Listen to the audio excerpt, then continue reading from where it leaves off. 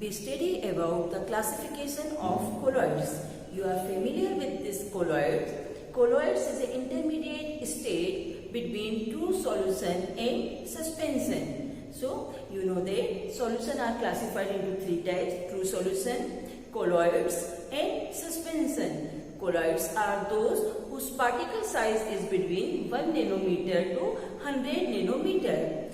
This colloids is heterogeneous in nature. Its particle is not visible by naked eye, but its particle can be visible by microscope. For example, milk, for example, starch solution are the example of colloids.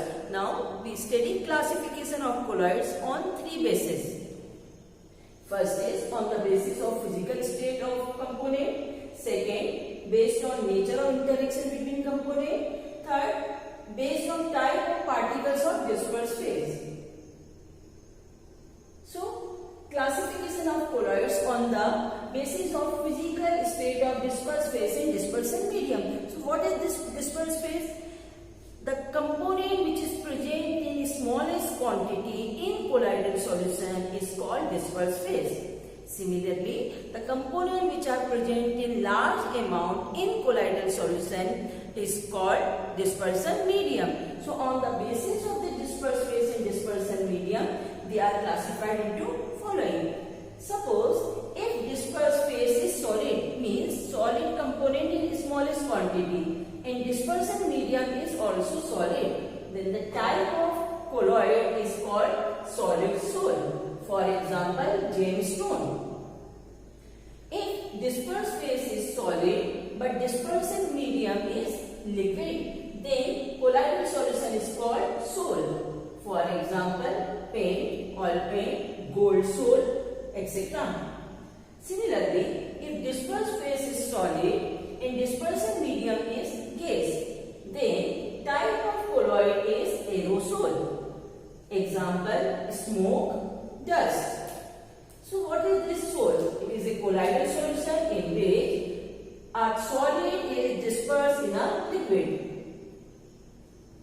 If dispersed phase is liquid and dispersion medium is solid, then it is called gel. For example, cheese, butter, jelly. So, what we notice in cheese? The solid component are in more amount and liquid in less amount. If dispersed phase is liquid and dispersion medium is also liquid, then it is called emulsion. For example, milk. Milk is an emulsion because this protein or fats are dissolved in water. This is called emulsion. If dispersed phase is liquid and dispersion medium is gas, then again the colloid is called aerosol. For example, cloud, fog, etc.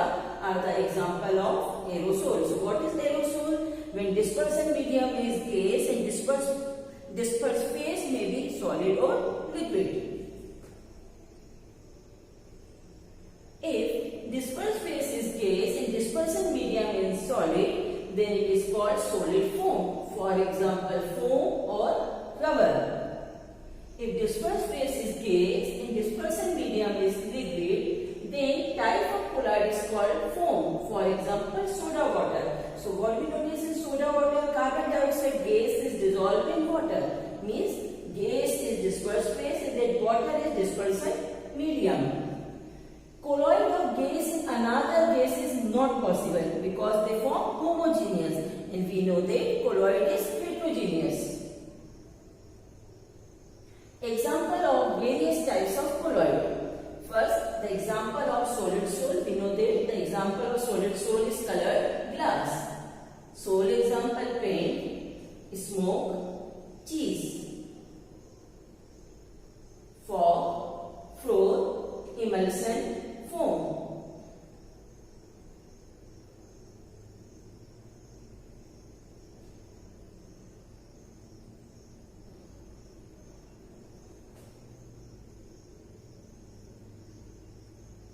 Now next, classification of colloid on the interaction between dispersed phase and dispersion medium. Whether this dispersed phase is easily soluble in dispersion medium or not. On that basis, they are classified into two: lyophilic lyophobic.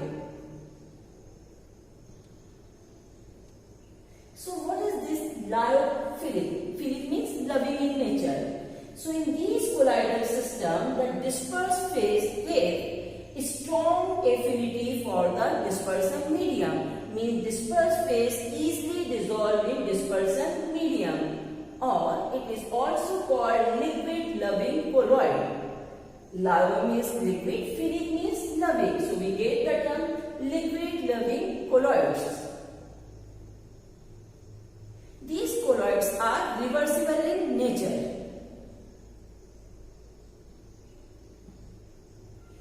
These colloids can be easily prepared by mixing dispersed phase in dispersion medium.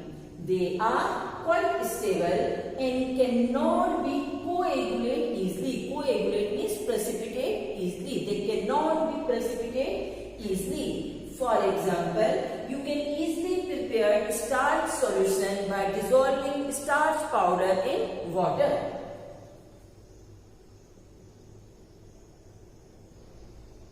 Next colloid is lyophobic colloid. Lyo means liquid, phobic means hating. So liquid hating colloid is called lyophobic colloids.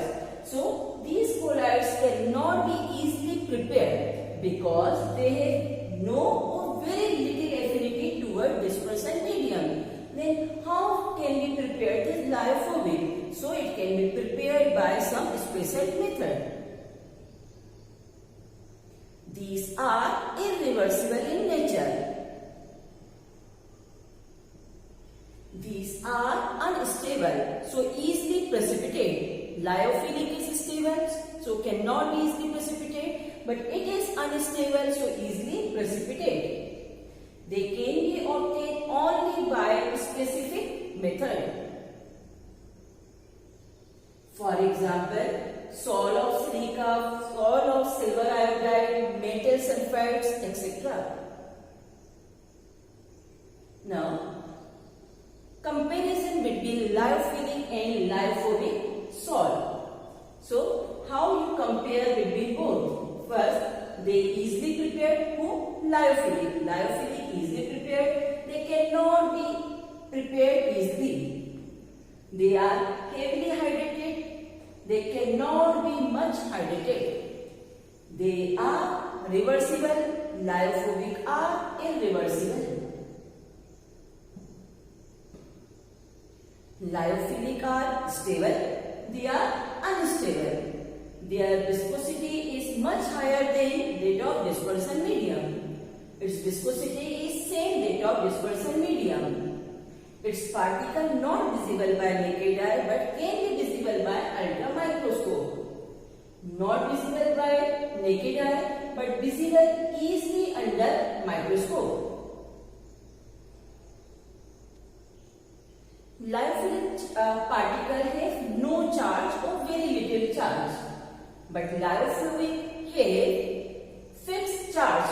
Maybe their colloidal particle positive or negative. Lyophilic surface tension is lower than dispersion medium. Its surface tension is nearly same that of dispersion medium.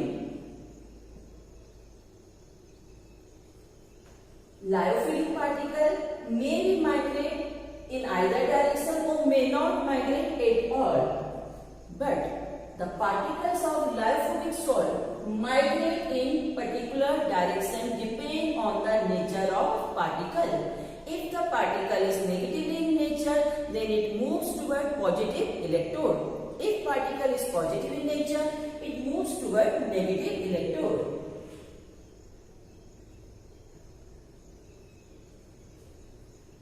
So, why lyophilic is reversible in nature? Then, reversible means if the dispersion medium is separated from the dispersed phase, the salt can be again formed by simply remixing. Means they can be reversible, they can be self-stabilized automatically.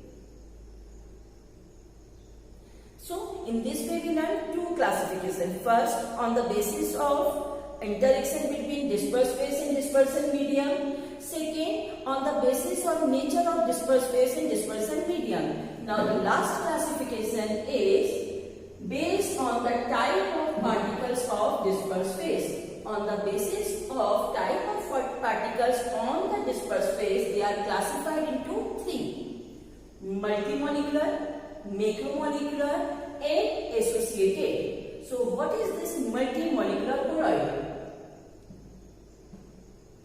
So multimolecular colloid, it consists of aggregation of atoms or small molecule having diameter less than 1 nanometer. Now what is the meaning of this statement? So its meaning is multimolecular colloids are formed when the particle size is less than 1 nanometer. On dissolving in water, they form cluster or they aggregate together and form a particle size equal to colloidal size of particle.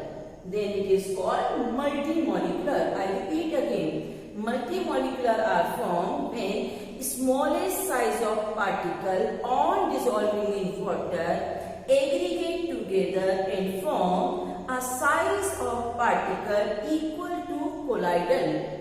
Then it is called multimolecular colloid. In multimolecular colloids, the particles are held together by weak van der Waals forces. For example, gold salt, sulfur salt, etc. Means on dissolving this sulfur salt in water, they aggregate together and form a large size particle equal to colloids.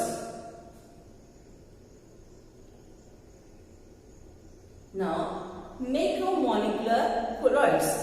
Macro means large, means their particles are bigger in size. On dissolving in water, they break down in a particle size equal to colloid size. Then it is called macromolecular colloid. Means the substance is bigger in nature. On dissolving in water, it dissociates, it breaks down into the size of particle equal to colloidal range. Then it is called macromolecular.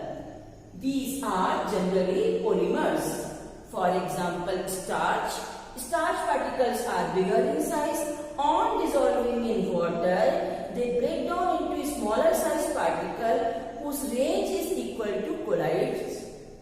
For example, gelatin, cellulose, protein, etc. are macromolecular colloid. Last is associated colloid or micelles. So what is this associated colloids? So these are the substances whose molecule aggregate spontaneously in a given dispersion medium, yielding stable particles of colloidal range. These substances behave as normal electrolyte at low concentration but behave like colloids at higher concentration. So what is the meaning of this? So suppose you have a 1 liter of water. In this 1 liter of water, if you add only 1 gram of soap in it, then it behaves as normal solution. But if you dissolve 100 gram of soap in 1 liter of water, the solution of the concentration of solution increases. In that condition, that soap solution behaves as associated colloid, means a dilute state, which is also called low concentration, it behaves as normal electrolyte, but at high concentration, it behaves as colloid. Then it is called associated colloid or micelles.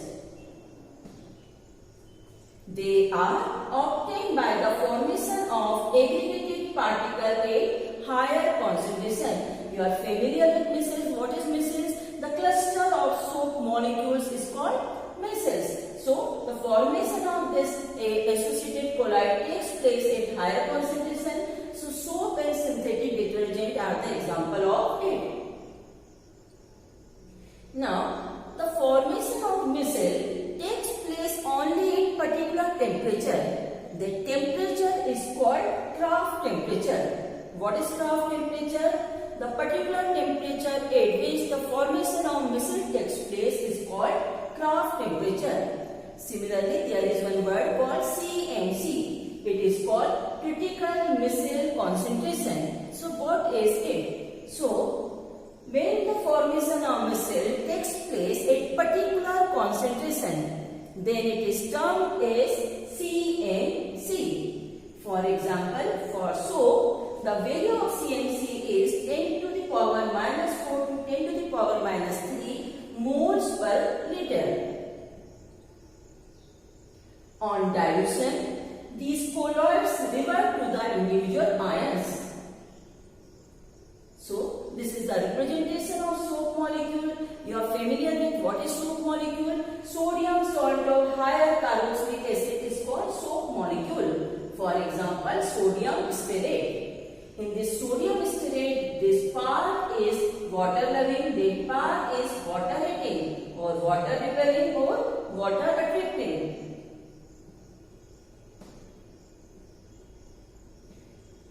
So, the next is cleansing action of soap. So, when you dip a dirty cloth in a soap solution, what happened? You know that soap is made up of two parts. One is water loving and other one is water hating. So, water loving part is aimed toward the water and water hating part is aimed toward the oil particle. They form cluster around the oil particle. When you aggregate the cloth, the large missile is break down into smallest particle. When you agitate it again and again, these dirty particles or in the form of emulsion come in a water and your cloth become clean. So, in this today's module, you learn the three classification of colloids. In the next module, you get the properties of colloid. Thank you.